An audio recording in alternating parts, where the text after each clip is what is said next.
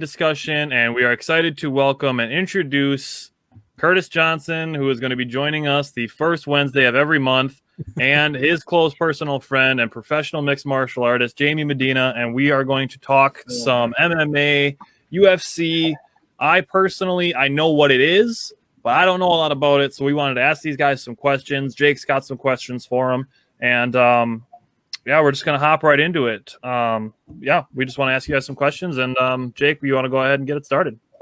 Before we start answering questions, I just want to say I don't know much about UFC, but I know chokeholds from my brother. They hurt. They hurt your neck a whole lot, okay? Just going to say that right outright. Jake, you got a thick neck, but I'll get a hold of it, boy. Oh, man. Hey, easier to grab, man. That's all I know. I'll jump on your big butt, bro. Come on. Yeah, so those of you guys that don't know me, I'm Curtis. I am Jake's brother. I grew up with Jake and Tyler there in Kiel, Wisconsin. So also a diehard Packer fan, Brewer fan, Milwaukee Bucks fan, grew up doing it all. So, when I did move to Iowa, I kind of transitioned out of those sports. I really did. So it's awesome to tune into you guys and watch you guys do your thing and keep me updated because I do drive a lot for work, man. So it comes clutch and you guys are doing great. So, when I moved to Iowa, I moved here in high school, and then in college I transitioned into mixed martial arts, and that's how I met my man here, Jaime Medina. So, first off, thank you guys for having us, man. This is super cool. It's our first time doing a podcast, and so it's also it's a little easier with a couple familiar faces. So I appreciate it, guys, and we'll try to get in depth. The sport's in depth. There's a lot that goes into it. It's a deep sport, multiple promotions and stuff like that. So we'll do our best to hit some highlights, some of the stuff that just currently happened, and a couple of things that will be coming up here in the near future with the UFC and different promotions like that. So if you guys have any questions, you can start off kicking off some questions if you want to get to know Jaime a little bit. He will be fighting this Friday live on pay-per-view, main event. You guys can watch that by tuning into cagedaggression.tv. Select Jaime Medina. That way he gets some credit for it. Tune in, guys. It's a great card.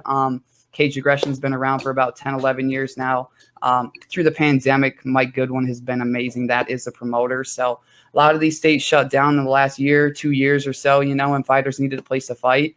In Davenport, Iowa, it has been the place, bringing people from California, Hawaii, Arizona, all over just to give them a platform to perform. A lot of people from Milwaukee, Rufus Sport MMA up there in Milwaukee. So a lot of talented guys. So, Jake, if you got any good questions to kind of kick it off, I would love to hear some of them, brother.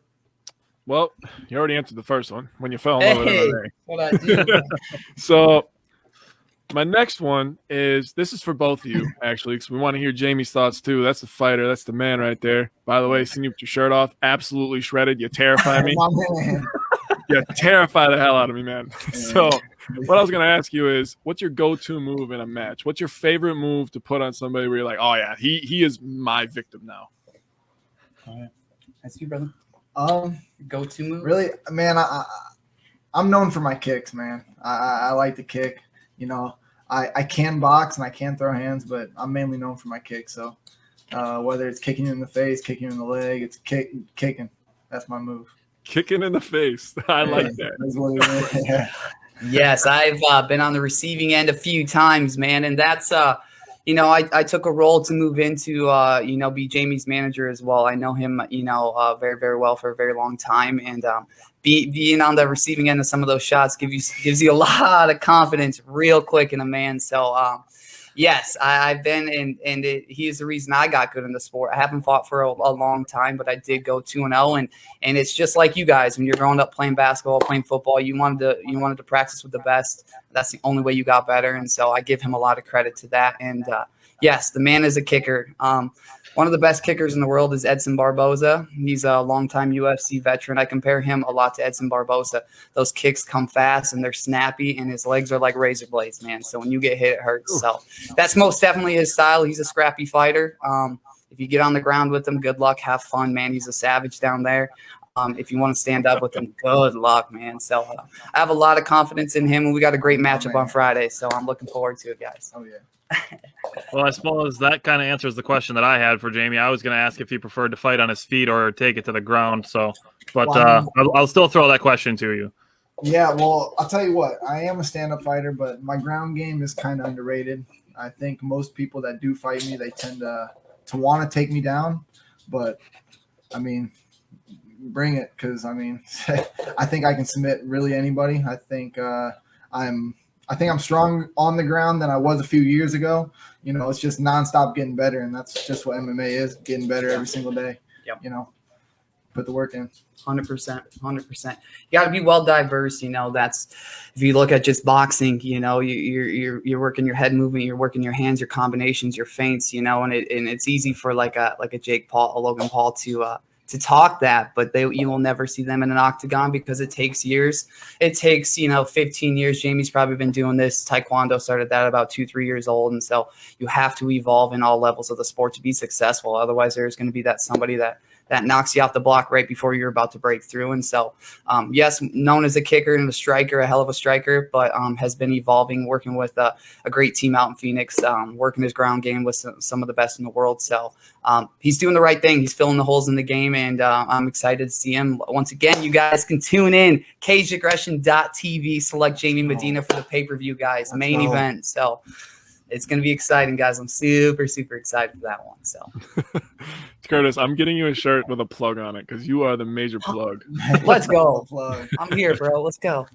So, first thing I wanted to comment on was Jamie's mindset. I don't think you can be in MMA if you don't have the mindset of bring it, because I'm more of a man than you. That's the first thing that I noticed about Jamie. So that's how I know you're a great fighter. Is you have that mindset of, okay, me versus you, mano y mano, I'm going to whoop your ass. So that's basically where we're at right now. And I'm going to kick you a lot because they're like razor blades.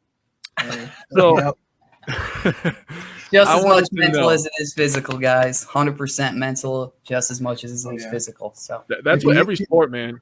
Honest to God, mental is 50% of every sport. The mental toughness to, in football, remembering all the plays, the place where to be. In basketball, it's mental toughness in late game situations. Baseball, you have to be mentally tough because you might give up a home run, but you still have 2 more people on base, Right.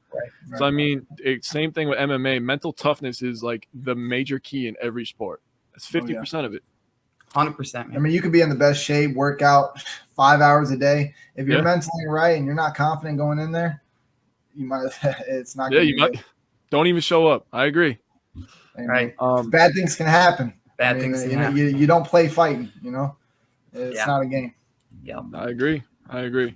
So me and others who don't watch MMA fights every Saturday, every weekend, like my brother Curtis does, we want to know what the scoring system is, because I don't understand the scoring system. So I want to know what that's like. Okay.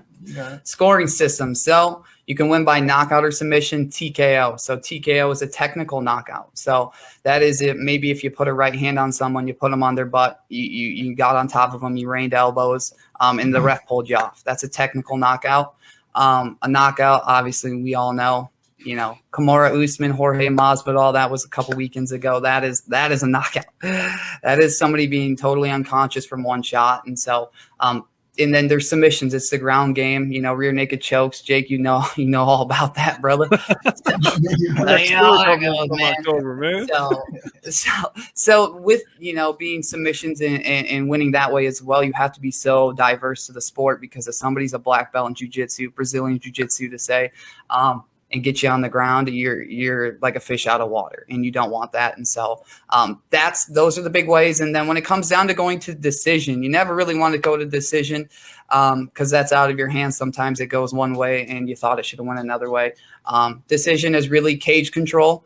Who's been pushing the fight, who's been, pushing forward, who's been throwing more total strikes, significant strikes landed. Ground control, takedowns. If you get taken down, did you get right back up? Did you spend 2 minutes down there getting elbowed and this guy's changing his position, really looking for a finish? That's in the judge's eyes and say, this guy's controlling. He took him down. He's got him in the rear naked. Okay, that didn't work. He slipped around. He's going for an arm bar. He's going for triangles. Then if that guy gets back up and starts tagging, we're once again back into the stand-up point system. I don't think there's a real point system to it. It's just based on, what people see from the fighter, the 2 in the cage, and who they thought controlled the fight, and who was more effective in there. And so that's pretty much it. You never want to go to decision when it's based like that. It's not wrestling where, you get points and points are awarded right away. So you can kind of gauge where you're at. Maybe I need to hit the gas pedal this last minute here to try to pull off, to get a couple points, not MMA. So you always want to go for the finish. And so that's basically how it scored, man. That's it, man. That's it, brother. So Curtis, this question can be for both of you. Obviously, you're both familiar with it. You're throwing out some terms like Brazilian Jiu-Jitsu and Taekwondo, and then you're talking about wrestling. Like, these are all things that factor into mixed martial arts. Obviously, that's why it's called mixed martial arts. I was just wondering, like, what are the most popular fighting styles in MMA? I think the most popular one is wrestling. I think that's the one that dominates the sport. I think a wrestler can, like you said, win fights when they're getting rocked on the feet. Boom, go for a takedown, hold them there, advanced position, submit them. So I think the most popular one is wrestling. Jiu-jitsu is also right there. You know, I think a lot of the fights go to the ground. So I think a lot of grappling dominates the sport if you have a strong wrestling or a jiu-jitsu base. Yep. But every fight starts standing up. So if you better have good stand up. Like you need everything. So you better be working everything. So yeah, I think that's the most popular in my opinion. Yeah. And to his point, wrestling and jiu-jitsu will change a striker. If you guys, a real big fight was Conor McGregor versus Khabib Nurmagomedov. Conor is an excellent boxer, one of the best boxers, in all of MMA, and not that night he was not. Because when you're so afraid of that takedown and what a man is going to do to you down there where you're helpless, it changes the way you bounce in and out and you step out and you counter punch. Because if you step in like that and you just get slammed, you with Khabib in general and these Russians that are coming up with that hardcore wrestling, you're going to be stuck there and it's going to be nasty. And then when you do get into the second round, if you even make it there, you're totally gassed. Your legs are gone. Good luck having that high level of striking. But back when the UFC started, I think UFC started 1993, I want to say, or something like that. There was no weight classes, man. You had a 400-pound dude versus a guy like me, And back then it wasn't a whole lot of jiu-jitsu.